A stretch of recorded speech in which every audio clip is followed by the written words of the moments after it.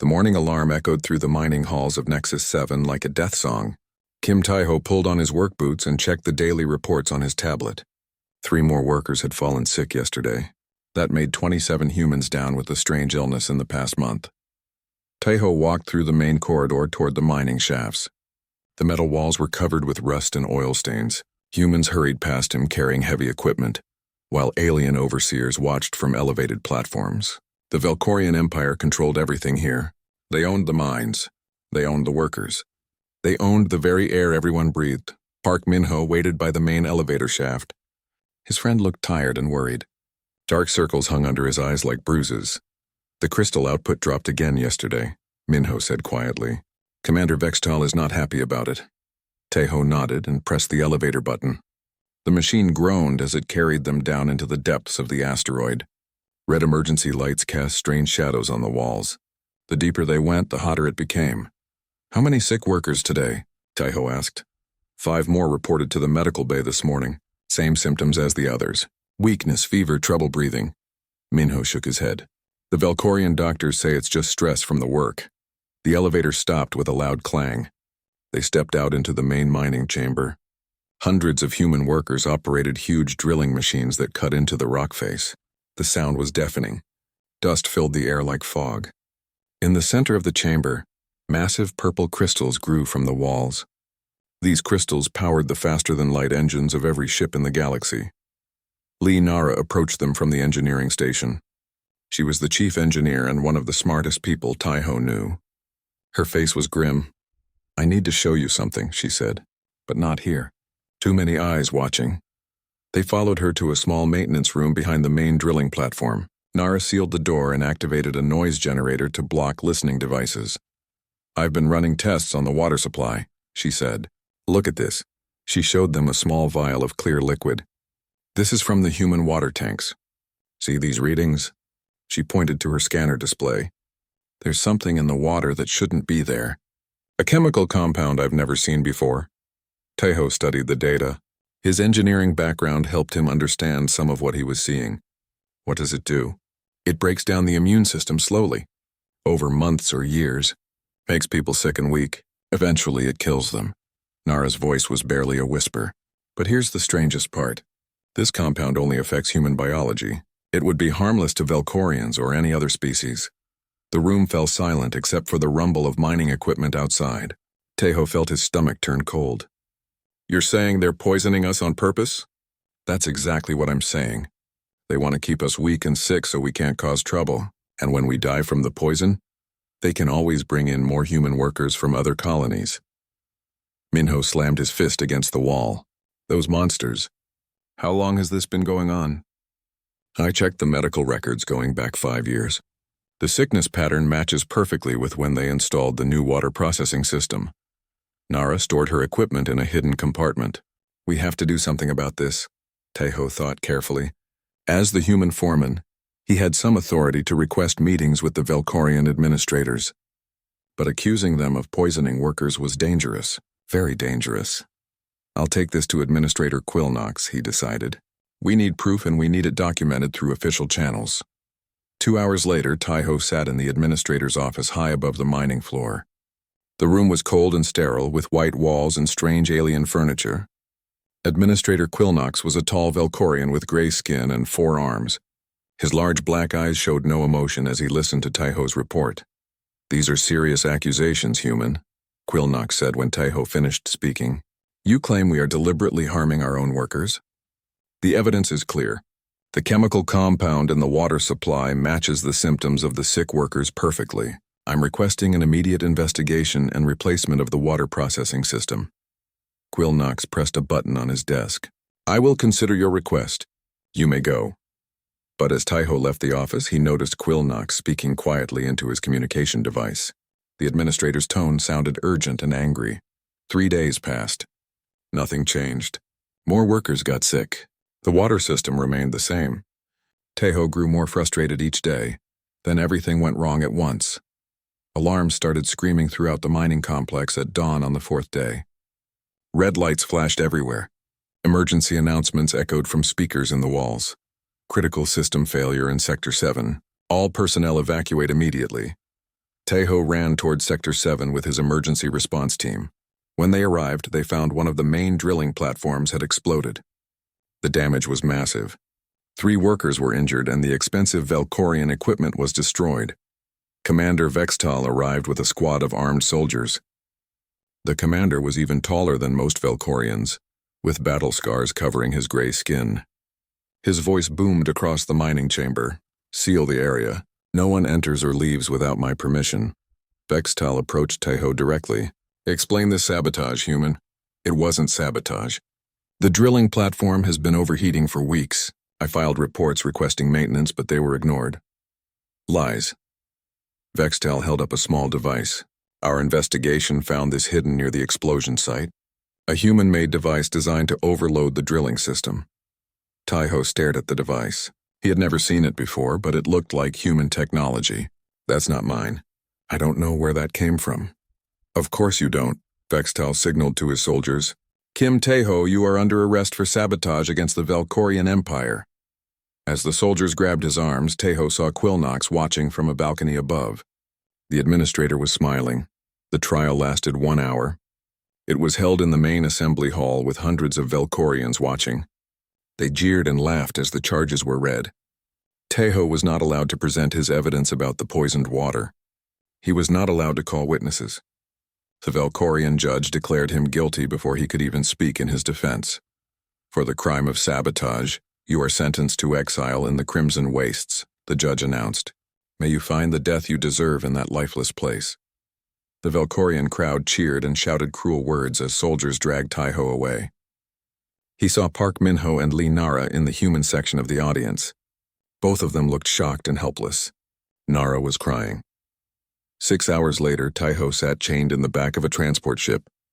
Through the small window, he could see the red surface of the waste planet growing larger. The Crimson Wastes were known throughout the galaxy as a place where nothing lived.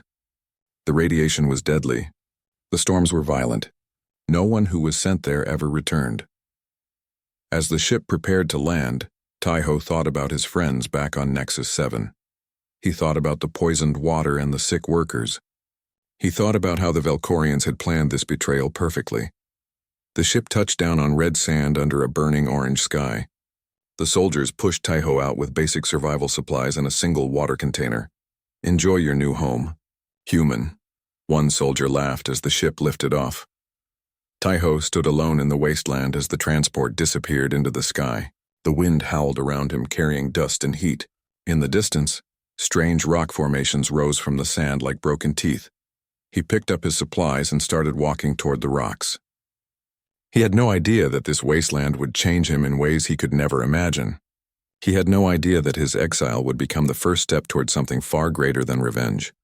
The red sun beat down on his shoulders as he disappeared into the unknown landscape, leaving only footprints in the crimson sand. The first night on the Crimson Wastes nearly killed Kim Taiho. The temperature dropped so fast that ice formed on his breath. He huddled behind a large boulder, wrapping his thin emergency blanket around his body. The wind screamed across the wasteland like angry spirits. When morning came, the red sun climbed into the orange sky and the heat became unbearable. Taiho checked his water supply. The container held enough for maybe 3 days if he was careful. He needed to find shelter and more water soon. He walked toward the strange rock formations he had seen from the landing site. The sand was soft and made walking difficult. Each step sank deep, making his legs burn with effort. Sweat poured down his face despite the dry air.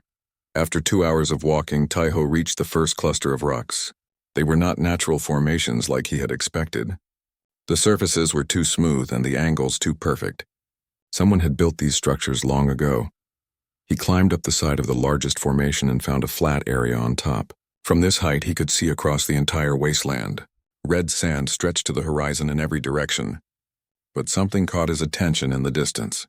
A line of darker rocks formed a perfect circle about 5 kilometers away. Taiho took a small drink of water and started walking toward the circle. The journey took most of the day. By the time he reached it, the sun was setting and the temperature was dropping again. The circle was not made of rocks at all. It was metal. Ancient metal covered with centuries of sand and rust. The circle was huge, maybe 200 meters across. In the center, Taiho found a depression in the ground that looked like it might have been a doorway once. He used his hands to dig away the sand from the depression. After an hour of work, he uncovered smooth metal panels with strange symbols carved into them. The symbols glowed faintly with a blue light. As soon as Tahoe touched the glowing symbols, something incredible happened. The ground beneath him started to move. The metal panels slid apart with a deep rumbling sound. Stairs appeared, leading down into darkness. Tahoe hesitated. Going underground could be dangerous. But staying on the surface meant certain death from heat, cold, or lack of water. He activated the small flashlight from his survival kit and began walking down the stairs. The stairs went deeper than he expected. After walking for 20 minutes, he still had not reached the bottom. The walls around him were made of the same smooth metal as the entrance. More glowing symbols appeared along the walls, giving off enough light to see without his flashlight. Finally, the stairs ended at a large chamber. Tahoe stepped inside and gasped. The room was enormous, with a ceiling so high it disappeared into darkness. Columns of crystal grew from the floor to support the structure above. But these crystals were different from the ones in the mines. They pulsed with internal light and made soft musical sounds. Water dripped somewhere in the darkness. Tahoe followed the sound and found a small pool fed by an underground spring. He tested the water carefully with his survival kit. It was clean and safe to drink. He filled his container and drank deeply for the first time in 2 days. As he explored the chamber, Tahoe found more passages leading deeper into the structure. He chose one at random and followed it for several hundred meters. It opened into another large space filled with strange machines. The machines were unlike anything he had ever seen. They looked organic, like they had grown instead of being built. Curved surfaces flowed into each other without sharp edges. Crystals were embedded throughout the machines, connected by what looked like veins of metal. One of the machines was different from the others. It was smaller and seemed to be made of living crystal. As Tahoe approached it, the crystal began to glow brighter. Sounds came from inside it, like whispered voices or wind through trees. Suddenly, the crystal opened like a flower. Inside was a being unlike anything in Tahoe's experience. It was roughly humanoid, but made entirely of translucent crystal. Light moved through its body in patterns that reminded him of flowing water. Where its face should be, faceted surfaces reflected the light from the chamber. The crystal being made more sounds, but they were not words in any language Tahoe knew. They were musical tones, high and low, that seemed to carry meaning. The being moved slowly, as if it was as surprised to see him as he was to see it. More crystal beings emerged from other machines around the chamber. Soon there were dozens of them, all making their musical sounds to each other. Tahoe realized they were communicating, discussing what to do about him. One of the beings approached him cautiously. It was taller than the others, and the light patterns in its body were more complex. Tahoe guessed this one might be a leader. The being pointed at him and made a series of tones that sounded like a question. Tahoe tried to respond. "I am human. My name is Kim Tahoe. I was exiled here from the mining colony." The crystal beings all stopped making sounds. The leader tilted its head, studying him. Then it placed one hand on a nearby machine and the other hand reached toward Tahoe. The moment the being touched him, images flooded into Tahoe's mind. He saw visions of the crimson wastes as they had been long ago. Green plants covered the landscape. Rivers flowed between cities of crystal and metal. Millions of the crystal beings lived here in harmony with their environment. Then came the darkness. Ships filled the sky, bringing war and destruction. The green world burned. The rivers dried up. The crystal cities fell into ruin. Most of the crystal beings died, but some went underground to wait for better times. The visions changed. Tahoe saw other parts of the galaxy, worlds where the same destruction had happened. Always the same pattern, advanced civilizations reduced to wasteland. He recognized some of the ships from the visions. They carried the symbols of the Velkorian Empire. When the visions ended, Tahoe understood. The Velkorians had done this before many times. They found advanced civilizations, conquered them, and strip-mined their worlds for resources. The crystal beings were the survivors of one such conquest, the leader being made more musical sounds. This time Tahoe could almost understand the meaning. Welcome, safe, hidden, home. The other crystal beings moved away, making room for Tahoe in their underground sanctuary. They brought him food that looked like crystallized fruit, but tasted better than anything he had eaten in years. They showed him a place where he could sleep, a small alcove lined with soft moss that somehow grew in the artificial light. As Tahoe lay down to rest, He listened to the musical conversations of the crystal beings echoing through the chambers. He was no longer alone in the wasteland. He had found allies, beings who understood what it meant to be victims of Velkorian cruelty. But more than that, he had found something the Velkorians feared. The crystal beings possessed technology far beyond anything the Empire had. Their machines could survive underground for centuries.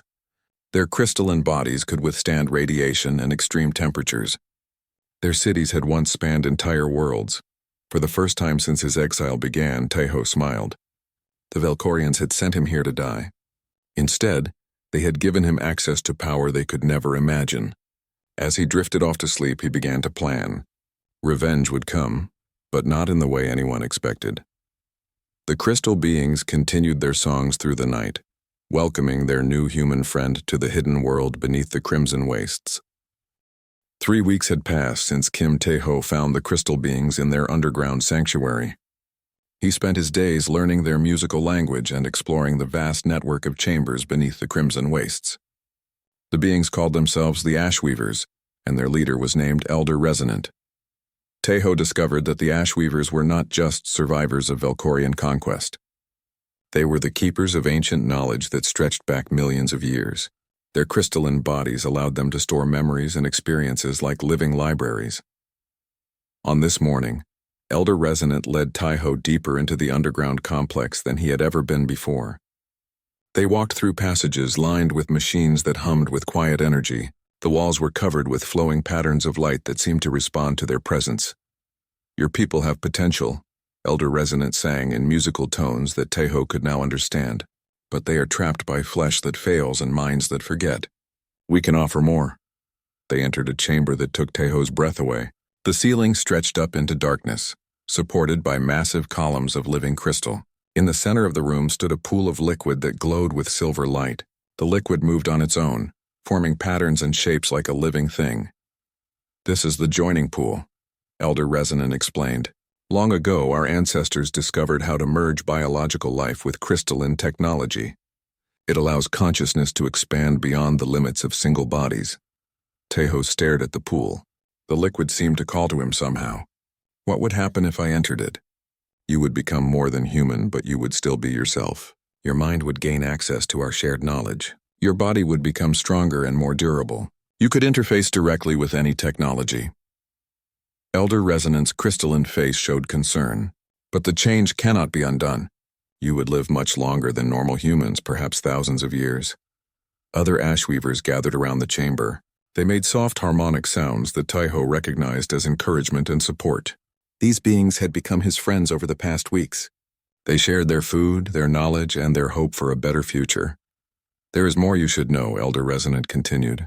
"The Velkorian Empire has been searching for places like this across the galaxy. They want our technology, but they lack the genetic compatibility to use it safely. Humans are different. Your species has the right biological markers. That's why they keep us weak and sick," Taeho realized. "They're afraid of what we might become." "Yes, they have found other sites like this one and destroyed them to prevent anyone from gaining this power. But this sanctuary has remained hidden for over 3,000 years. Taeho thought about his friends back on Nexus 7. Park Minho and Lee Nara were probably still fighting against Velkorian oppression. More human workers were getting sick from the poisoned water every day. Children were being born into slavery across dozens of colonies. "If I do this, will I be able to help my people?" "You will have the power to change everything," Elder Resonant sang. "But power always comes with responsibility. You must choose carefully how to use what we offer." Taeho walked to the edge of the joining pool. The silver liquid reached toward him like it recognized his presence. He could feel energy radiating from it, warm and welcoming. In the depths of the pool, he saw swirling galaxies of light that seemed to contain infinite possibilities. "I want to do this," he said. "My people need hope. They need someone who can stand against the Velkorians as an equal." Elder Resonant nodded. "Then remove your clothing and enter the pool slowly. The joining process will take many hours. Do not fear the changes you feel. We will watch over you." Taeho stepped into the pool. The liquid was warm and tingled against his skin like gentle electricity. As he waded deeper, the sensation grew stronger. The silver substance began to cling to his body, not like water but like living metal. When the liquid reached his chest, The real changes began. Taeho felt the substance entering his bloodstream through his pores. His heartbeat became louder and stronger. His vision grew sharper until he could see individual crystal formations in the chamber walls. The Ashweavers began to sing together, their voices creating complex harmonies that seemed to guide the transformation process. Taeho felt their minds touching his, sharing knowledge and memories that stretched back through countless generations. Hours passed. The silver liquid covered Taeho completely now, forming a cocoon around his body. Inside the cocoon, he experienced visions of incredible clarity. He saw the mathematical principles that governed faster-than-light travel. He understood the molecular structures of materials stronger than any metal. He learned to perceive electromagnetic fields as easily as seeing colors. His body was changing too. The transformation reinforced his bones with crystalline matrices that made them nearly unbreakable. His muscles became more efficient, able to generate tremendous strength without fatigue. His nervous system developed new pathways that allowed him to process information at superhuman speeds. Most importantly, microscopic crystal structures grew throughout his brain. These would allow him to interface directly with any technology, from simple computers to the most advanced alien machines. He would be able to control multiple devices simultaneously, just by thinking about them.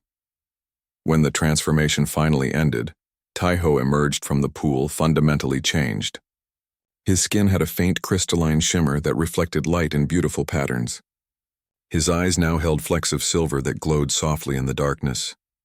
He still looked human, but he was something more.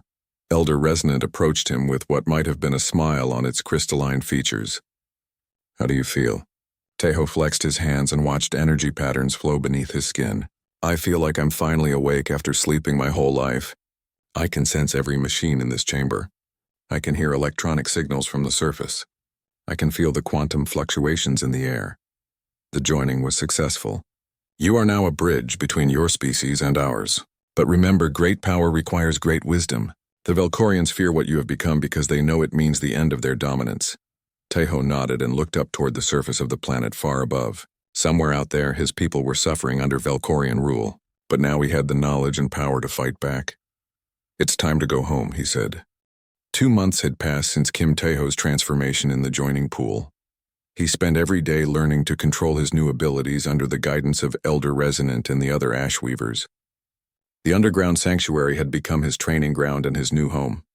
This morning, Taeho stood in the main workshop chamber, surrounded by floating displays of light that showed complex engineering diagrams. With a thought, he could manipulate the designs, rotating them in 3 dimensions or zooming in to examine molecular-level details. His enhanced mind processed information faster than any computer. "Show me the power grid for the mining colony," he said aloud. Instantly, a detailed hologram appeared in the air before him. Every power line, every generator, every circuit breaker was visible in perfect detail. The Ashweaver technology could scan and analyze any electronic system from hundreds of kilometers away. Elder Resonant approached, moving with the fluid grace that all the crystal beings possessed. "Your control improves each day, but there is something important you must learn about your people and their history." The displays around them changed, showing images of human colonies across the galaxy. Taeho saw familiar scenes of mining operations, factory worlds, and agricultural planets, but something was wrong with every image. The humans looked weak and tired. Medical readings showed widespread illness and shortened lifespans. "This is happening everywhere the Velkorians control human populations," Elder Resonant explained. "The poisoning you discovered on Nexus 7 is part of a galaxy-wide program." More images appeared. These showed ancient ruins on dozens of worlds, all similar to the sanctuary beneath the Crimson Wastes. Each site had been located by Velkorian survey teams and then destroyed by orbital bombardment.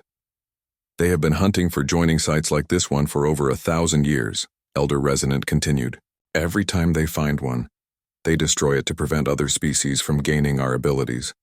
They know that any race with access to our technology would threaten their empire." Taeho felt anger building in his chest. The Velkorians were not just cruel oppressors. They were deliberately preventing the evolution of other species to maintain their dominance. "How many sites have they destroyed?" 47 that we know of. This sanctuary is one of only 3 remaining in the galaxy." Elder Resonant's voice carried deep sadness. Billions of beings have been denied the chance to transcend their limitations. But humans are different somehow. You said we have the right genetic markers. Yes, your species evolved on a world with unique quantum properties. This made your genetic code naturally compatible with crystalline integration. Most other species would die if they attempted the joining process. Taiho walked to another section of the workshop where partially completed devices lay on work tables. Over the past weeks, he had been designing and building technology that combined human engineering with HFY science. The results were beyond anything either species could achieve alone. He picked up a small device that looked like a crystal flower with metal petals. This scanner can analyze any biological system and detect Velkorian toxins instantly. One of these on every human world would expose their poisoning programs. Next to it sat a larger device shaped like a curved blade made of living metal. This can cut through any Velkorian armor or ship hull. The edge exists in multiple dimensions simultaneously. But his greatest creation stood in the center of the workshop. It looked like a suit of armor made from flowing crystal and metal. The surface rippled with patterns of light that responded to his thoughts. The integration suit will allow me to survive in space without a ship, Taiho explained as Elder Resonant examined the armor. I can travel between worlds, appear anywhere the Velkorians least expect me. You have learned well. But building weapons and tools is not enough. You need a strategy that will free your people without destroying them in the process. Taiho nodded. He had been thinking about this problem for weeks. A direct military assault against the Velkorian Empire would lead to massive casualties among human populations. The Velkorians would use human civilians as shields or simply execute them, rather than lose control. I've been monitoring communications from Nexus 7, he said. Commander Vextel has increased security since my exile. More soldiers, more surveillance, stricter controls on the human workers, but that also means the conditions are getting worse. What do you propose? Taiho activated a new holographic display that showed his plan in detail. First, I returned to Nexus 7 and exposed the truth about the poisoning to the entire galaxy. The Velkorians maintain control partly through deception. If other species learn what they're really doing, some of them might withdraw support. The display showed communication networks spreading across multiple star systems. The Ashweaver technology can hack into any electronic system. I can broadcast the evidence through their own networks, making it impossible to suppress. And then I offer the transformation to volunteers among my people. Not everyone will choose it, but those who do will become the core of a new resistance movement. We'll establish hidden bases on worlds the Velkorians have abandoned or forgotten. Elder Resonant studied the plan carefully. This could work, but it will take years to build enough strength to challenge the Empire directly. I know, but my people have been slaves for generations. They're used to patience and hard work. What they need is hope and proof that change is possible. Taiho put on the integration suit. The crystalline armor flowed around his body like liquid, then hardened into protective layers that felt as natural as skin. Heads-up displays appeared in his vision, showing everything from atmospheric readings to quantum field fluctuations. There's something else, he said. The Velkorians aren't the only threat out there. While studying their communications, I've detected signals from something much worse, something they call the Void Hunters. The workshop displays showed intercepted military reports that made Elder Resonant's crystalline body dim with fear. We know of the Void Hunters. They consumed 3 galaxies before coming to this one. The Velkorians think their empire makes them safe, but they're wrong. Then my people aren't just fighting for freedom from slavery. We're fighting for the survival of all biological life. Taiho sealed his helmet and activated the suit's flight systems. It's time to go home. As he prepared to leave the sanctuary, the Ashweavers gathered to see him off. Their harmonic songs filled the chamber with music that spoke of hope, courage, and the bonds between different species working toward a common goal. Elder Resonant gave him a final gift, a small crystal that contained the complete knowledge and history of the Ashweaver civilization. If anything happens to this sanctuary, you will be able to rebuild everything we have learned. Taiho rose through the underground passages toward the surface of the Crimson Wastes. Behind him, the hidden city of crystal and light continued its patient watch over ancient secrets. Ahead of him lay the challenge of freeing his people and preparing them for battles that would determine the fate of the galaxy. The red sky opened before him as he burst from the underground entrance and soared toward the stars. 6 months had passed since Kim Tae-ho's exile to the Crimson Wastes. On mining colony Nexus 7, conditions had grown much worse for the human workers. Commander Vextal ruled with increased cruelty, believing that the troublesome foreman was dead and buried in the wasteland. Park Min-ho crouched in the maintenance tunnel beneath the main drilling platform. His hands shook as he connected wires to a small explosive device. Around him, 5 other human workers waited in nervous silence. They were part of a desperate resistance group that had formed after Tae-ho's disappearance. "Are you sure this will work?" whispered Choi Yuna, a young engineer who had joined the group recently. Her face was pale and thin from months of reduced food rations. "It has to work," Min-ho replied. "If we can disable the main power grid for just 10 minutes, we can access the communication system and send out a distress signal." Above them, heavy footsteps echoed through the mining complex. Velkorian soldiers patrolled constantly now, searching for signs of rebellion. Any human caught away from their assigned work area was punished severely. Lee Nara kept watch at the tunnel entrance. Her engineering skills had proven invaluable to the resistance, but the stress was taking its toll. Dark circles surrounded her eyes and her hair had begun to turn gray despite her young age. "We have company," she whispered urgently. "Patrol coming this way." The resistance members froze as Velkorian voices grew louder outside the tunnel. Through the ventilation grates, they could see the gray legs of alien soldiers walking past. One of the soldiers stopped directly above their hiding place. "Search pattern 7 shows irregular energy readings in this sector," the soldier said in the harsh Velkorian language. "Could be sabotage equipment," another voice responded. "Commander Vexital wants any suspicious humans arrested immediately. The mining quotas are behind schedule again." The soldiers moved on, but their words sent chills through the resistance group. Discovery meant torture and execution, but doing nothing meant watching more friends die from poisoned water and brutal working conditions. In the administrative levels high above the mines, Commander Vextal studied reports in his command center. The massive Velkorian stood over 2 meters tall, his gray skin bearing scars from numerous battles. 4 arms allowed him to work at multiple control panels simultaneously. "Production efficiency continues to decline," reported Administrator Quilnox from his position at a nearby console. "Human worker productivity is down 30% from last year." "Then we need fresh workers," Vextal replied without emotion. "Contact the slave markets on Korvax Prime. Purchase 500 new humans." "What about the current workers?" "The weak ones can be disposed of. Send them to the radiation zones without protective gear. Natural selection will improve the quality of our workforce." Quilnox hesitated. "Some of the other species in our trade networks have begun asking questions about human mortality rates on our colonies." "Let them ask. We provide valuable services to the galaxy. Mining these crystals requires workers willing to accept dangerous conditions. If humans are too fragile for the work, we can always find other species." But Vextal's confidence was about to be shattered. At exactly midnight ship time, every electronic system on Nexus 7 began receiving the same signal. Emergency broadcasts interrupted normal communications. Workstation displays flickered and changed to show unauthorized video feeds. Even personal communication devices in soldiers' quarters activated without permission. The broadcasts showed a figure in crystalline armor standing against a backdrop of stars. The armor flowed like liquid metal while patterns of light pulsed beneath its surface.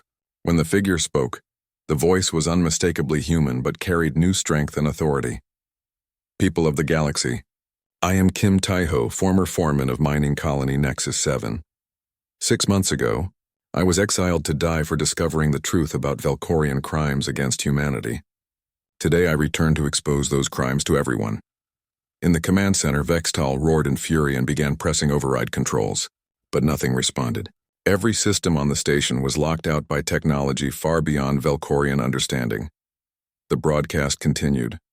"The Velkorian Empire has been systematically poisoning human workers across dozens of colonies. They add toxins to our water supply that slowly destroy our immune systems. They want to keep us weak and prevent us from realizing our true potential." Video evidence filled the screens. Chemical analysis reports, medical data, recorded conversations between Velkorian officials planning the poisoning programs. The proof was overwhelming and undeniable.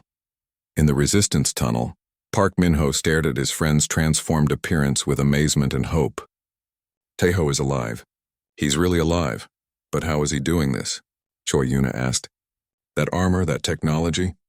Where did it come from? Lee Nara smiled for the first time in months. I don't know and I don't care. He's exposing the truth. Finally, the galaxy will know what the Velkorians have been doing to us. The broadcast shifted to show historical records from across the galaxy. Dozens of worlds where advanced civilizations had been destroyed by Velkorian forces. Archaeological sites bombed from orbit to prevent other species from accessing ancient technologies. The Velkorian Empire maintains power through deception and oppression, Taeho's voice declared. They fear any species that might grow strong enough to challenge them. But their reign of terror ends today. A new image appeared on the screens. It showed a sleek ship approaching Nexus 7, its hull made of the same flowing crystal and metal as Taeho's armor. The ship moved without visible engines, gliding through space like a living creature. Commander Vextal activated the colony's defensive weapons, but they would not respond to his commands. All units to battle stations, he shouted over the communication system. Prepare to repel boarders. But the strange ship did not attack. Instead, it simply appeared in the main docking bay without passing through the airlock systems. One moment the bay was empty. The next moment the ship was there as if it had materialized from nothing. Taeho emerged from the ship and walked calmly through the corridors of the mining complex. Velkorian soldiers fired energy weapons at him, but the beams simply absorbed into his crystalline armor without causing any damage. When soldiers tried to block his path, he gestured with one hand, and they found themselves frozen in place by some invisible force. Human workers throughout the complex stopped their tasks to stare in wonder.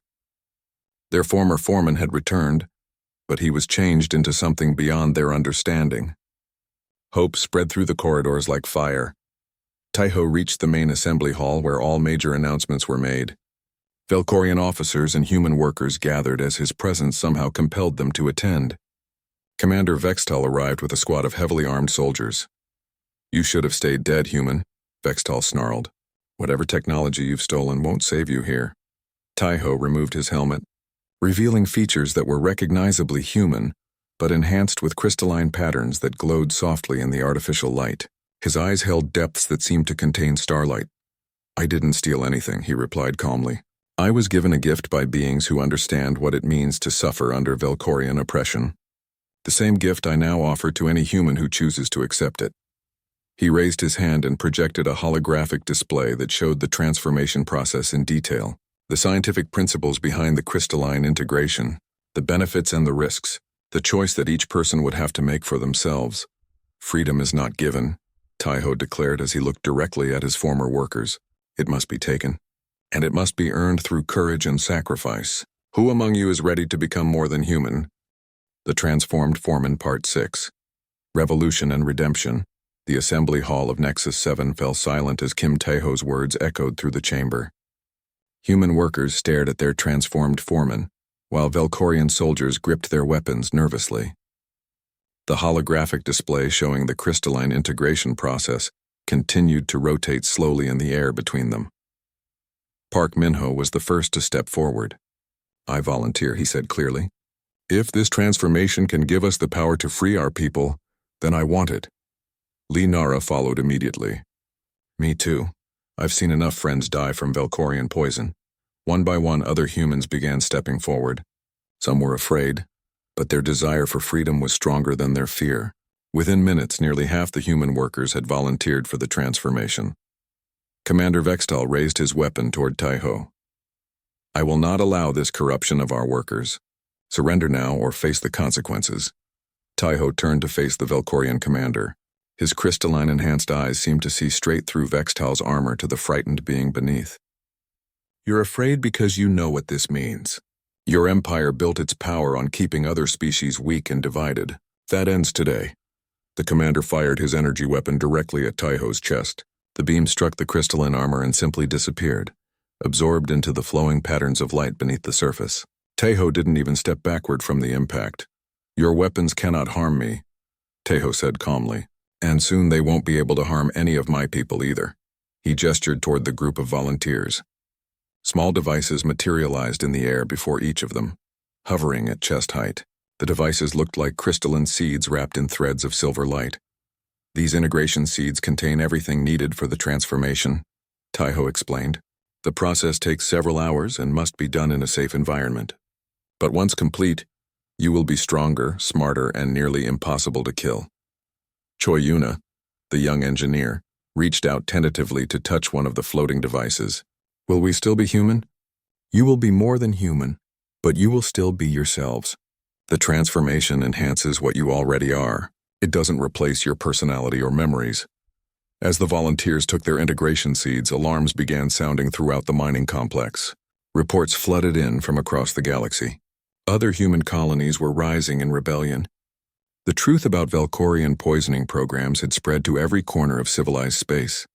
On the industrial world of Kepler 9, human factory workers had seized control of the orbital manufacturing stations. On the agricultural planet Verdant Prime, human farmers had taken over the food distribution centers. Dozens of other worlds reported similar uprisings. But more importantly, other alien species were beginning to question their alliance with the Valkorian Empire.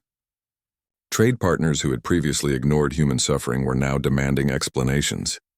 Several major species had suspended their trade agreements pending investigation of the poisoning allegations. In the Nexus 7 command center, Administrator Quill Knox frantically tried to contact the Imperial fleet.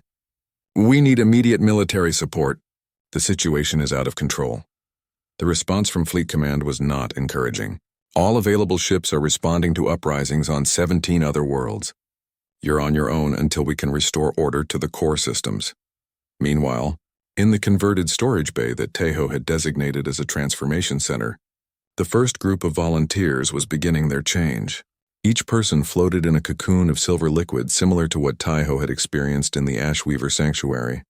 Lee Nara was among the first to complete the process. When she emerged from her cocoon, her skin had the same subtle crystalline shimmer as Taiho's. Her eyes now held flecks of blue light that pulsed gently with her heartbeat. Most remarkably, she could interface directly with any electronic system just by thinking about it.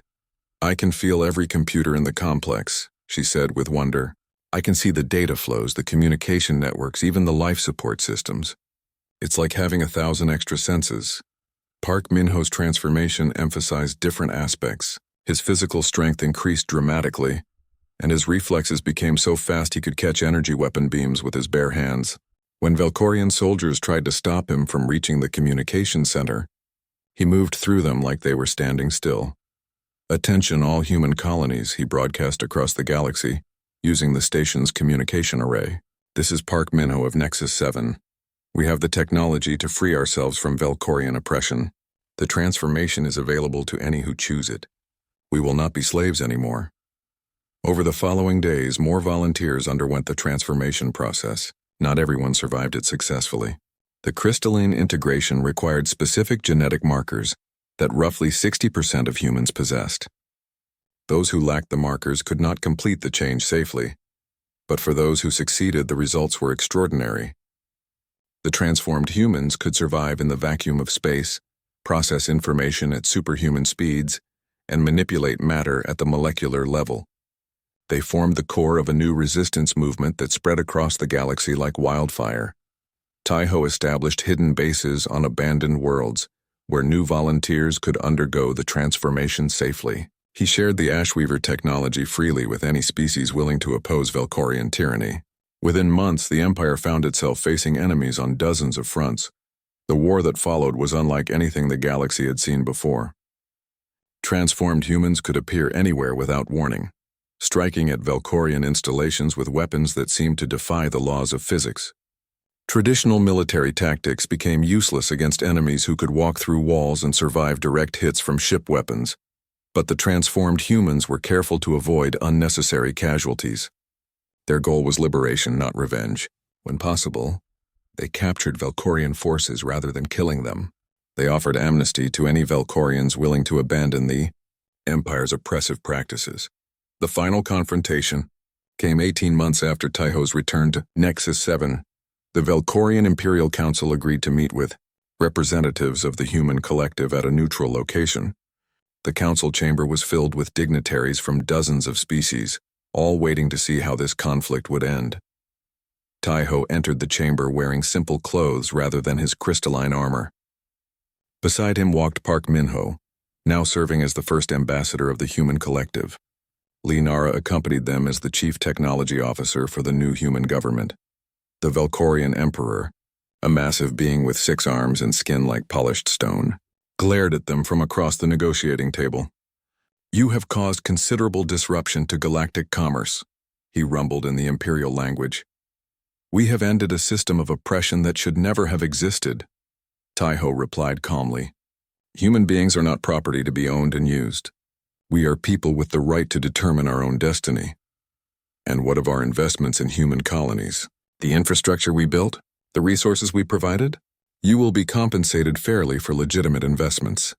But you will not be paid for the cost of poison used to weaken our people or weapons used to enforce slavery." The negotiations continued for days. In the end, the Velkorian Empire agreed to recognize human independence and pay reparations for the poisoning programs. More importantly, they agreed to a new galactic charter that prohibited the enslavement or genetic manipulation of any sentient species. Taiho looked out through the chamber's massive windows at the stars beyond. Somewhere out there, the Void Hunters still threatened all biological life. The transformation technology would spread to other species who chose to accept it. The galaxy was entering a new age where cooperation might replace domination. "This is just the beginning," he said to his friends as they prepared to return to human space. "We've won our freedom, but now we have to prove we deserve it." Park Min-ho smiled. "After everything we've been through, I think we're ready for whatever comes next." Lee Nara activated her holographic displays, showing reports from across human space. New colonies were being established. Ancient ruins were being explored and protected rather than destroyed. Children were being born who would never know slavery. The transformed foreman had kept his promise. He had returned from exile utterly altered, and he had changed the balance of power in the galaxy forever. But more than that, he had given his people something they had almost forgotten: hope for a better future. As their ship departed for home, Taiho sent a final message back to the Crimson Wastes. Elder Resonant and the Ashweavers had made this victory possible. Now it was time for the galaxy to learn that different species could work together as equals, rather than masters and slaves. The age of human transcendence had begun.